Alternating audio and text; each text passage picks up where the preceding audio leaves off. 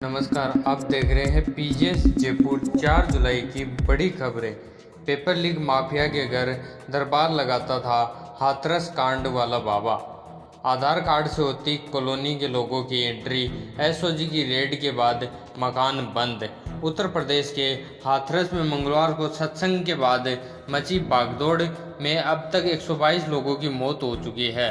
हादसे में भरतपुर की एक महिला की भी मौत हो गई, जबकि 2 महिलाएं घायल हो गई। खुद को नारायण भगवान का अवतार बताने वाले भोले बाबा उर्फ नारायण साकार हरि बाबा का राजस्थान कनेक्शन भी सामने आया है। भोले बाबा दौसा में पेपर लीक माफिया हर्षवर्धन के मकान में हर 4 महीने में दरबार लगाता था। हाथरस बगदड़ में 122 मौतें। योगी बोले यह साजिश जैसा, लोग मरते गए, सेवादार भाग गए। हाई कोर्ट के रिटायर्ड जज जांच करेंगे। यूपी के हाथरस में भोले बाबा के सत्संग के बाद हुई भगदड़ में अब तक 122 लोगों की मौत हुई है। 4 जिलों हाथरस, अलीगढ़, एटा और आगरा में रात भर शवों का पोस्टमार्टम हुआ। परिजन अपनों की तलाश को लेकर इधर उधर भटकते रहे। प्रशासन ने अब तक 121 मौत की पुष्टि की है। प्रेस कॉन्फ्रेंस कर कहा, यह हादसा साजिश जैसा है, लोग मरते गए, सेवादार वहां से भाग गए। उन्होंने न तो प्रशासन को सूचना दी और न ही मदद की। राज्यसभा में पीएम मोदी की स्पीच, विपक्ष का वॉकआउट। पीएम बोले पेपर लीक के दोषियों को छोड़ेंगे नहीं, मणिपुर की स्थिति सामान्य हो गई है। प्रधानमंत्री मोदी ने बुधवार को राज्यसभा में राष्ट्रपति के अभिभाषण के धन्यवाद प्रस्ताव पर जवाब दिया। 1 घंटा 50 मिनट की स्पीच में प्रधानमंत्री ने नीट, मणिपुर संविधान, कांग्रेस, पश्चिम बंगाल रोजगार भ्रष्टाचार, CBI, ED, federalism, emergency, Jammu Kashmir, Indira, Rahul, दलितों पर बोले। प्रधानमंत्री जब 32 मिनट बोल चुके थे तब विपक्ष के नेताओं ने सदन से वॉकआउट किया। वॉकआउट प्रधानमंत्री द्वारा सोनिया गांधी पर निशाना साधने के बाद हुआ।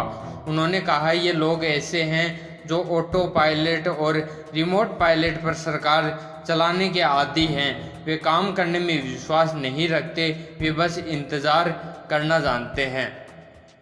हेमंत सोरेन फिर बनेंगे झारखंड के सीएम। आज ही मुख्यमंत्री चंपाई राज्यपाल को सौंपेंगे इस्तीफा, विधायकों को रांची में रहने के निर्देश। हेमंत सोरेन फिर झारखंड के सीएम होंगे। आज ही मुख्यमंत्री चंपाई सोरेन राज्यपाल को अपना इस्तीफा सौंपेंगे। इसके साथ ही हेमंत सोरेन शपथ ग्रहण के लिए राज्यसभा में समय मांगेंगे। राज्यपाल सीपी राधाकृष्णन अभी चेन्नई में हैं। वे कल शाम 7 बजे तक रांची लौट सकते हैं। आगे हम बात करेंगे राजस्थान की बड़ी खबरों के बारे में। कॉलोनी में 20 दिन से पानी सप्लाई नहीं। लोग बोले अधिकारी केवल आश्वासन दे रहे हैं, समाधान नहीं कर रहे। सीकर के वार्ड नंबर 52 में लाल सिंह कॉलोनी गली नंबर 11 में पिछले करीब 20 दिनों से पानी सप्लाई की समस्या बनी हुई है। कॉलोनी के लोग नवलगढ़ रोड स्थित एईएन ऑफिस पहुंचे और विरोध जताया। कार्यकारिणी भंग को लेकर कांग्रेस में विवाद शुरू। नगर निगम नेता प्रतिपक्ष व कांग्रेस प्रत्याशी पर लगाए आरोप, मांगा इस्तीफा। अजमेर दक्षिण विधानसभा के ब्लॉक ए और बी उसकी कार्यकारिणी को भंग करने को लेकर विरोध शुरू हो गया है। कांग्रेसी कार्यकर्ताओं ने बुधवार को प्रेस कॉन्फ्रेंस कर नगर निगम की नेता प्रतिपक्ष द्रौपदी कोली पर प्रदेश ऑफिस में शिकायत करने का आरोप लगाया। साथ ही द्रौपदी कोली ने नेता प्रतिपक्ष के पद से त्याग देने की मांग की है। बिजली विभाग के कर्मचारी पर नाबालिग से छेड़छाड़ का आरोप। मां ने दर्ज कराया मामला, जबरन फोन दिया और किडनैपिंग की दी धमकी। अजमेर के ग्रामीण क्षेत्र में स्कूल जा रही छात्रा को परेशान कर दोस्ती के लिए दबाव बनाने का मामला सामने आया है। मामले में पीड़िता की मां ने विद्युत विभाग के कार्यरत एक कर्मचारी पर आरोप लगाते हुए थाने में शिकायत दी है। रूपनगढ़ थाना पुलिस ने विभिन्न धाराओं में मुकदमा दर्ज कर जांच शुरू कर दी है। कोटा बैराज के गेट खुलवाने जा रहे किसानों को रोका। पुलिस ने 9 को हिरासत में लिया। प्रशासन से बात नहीं बनी तो आगे बढ़ने लगे थे। नहरों में पानी छोड़ने की मांग को लेकर कोटा कूच कर रहे किसानों को पुलिस ने हिरासत में लिया है। किसानों व प्रशासन के बीच दूसरे दौर की वार्ता विफल रहने के बाद किसान कोटा की तरफ कूच की तैयारी कर रहे थे।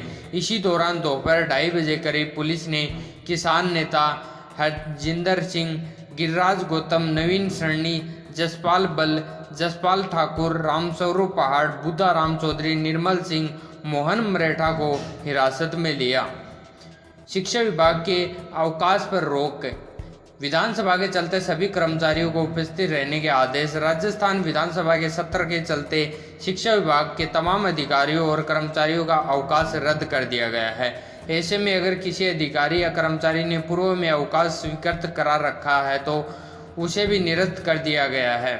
ब्लॉक लेवल से शिक्षा निदेशालय तक के सभी अधिकारियों को हर हाल में उपस्थित रहने के आदेश दिए हैं। कपड़ा व्यापारी के साथ साइबर ठगी का मामला, खाते से निकले 1,74,498 रुपये, व्यापारी ने थाने में कराया मामला दर्ज। डीडवाना में कपड़ा का व्यापार करने वाले एक व्यक्ति के 2 अलग अलग खातों से साइबर ठग ने लाखों रुपए निकाल लिए। पीड़ित गणेश टेलर ने बताया कि व्हाट्सएप के किसी एक ग्रुप में ऐड था और उस ग्रुप में किसान सम्मान निधि नाम से एक मैसेज आया हुआ था। मोबाइल चेक करने के दौरान गलती से उसके लिंक पर क्लिक कर दिया।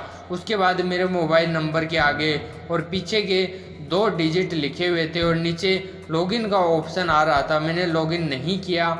इसके बावजूद भी मेरे ग्रामीण बैंक के खाते से 99,999 रुपये की राशि निकाल ली गई और दूसरी बार में एक बार में फिर से 66,500 रुपये तक राशि निकाल ली गई।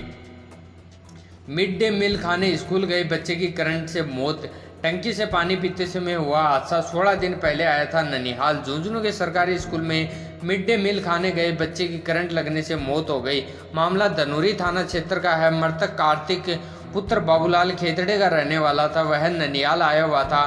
कार्तिक आज कल सुबह अपने साथियों के साथ सोनासर की गवर्नमेंट सीनियर सेकेंडरी स्कूल में मिड डे मील खाने के लिए गया था। इसी दौरान सुबह करीब 10:30 बजे हादसा हो गया।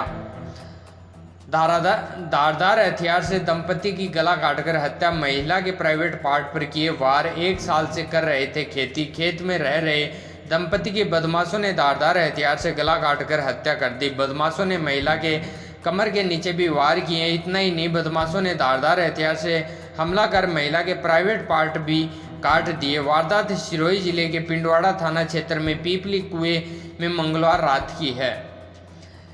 सड़कों पर जमा पानी व्यापारियों के लिए बना मुसीबत। सुभाष चौक पर धरने पर बैठे आक्रोशित लोगों ने नहीं सुनी आयुक्त की बात।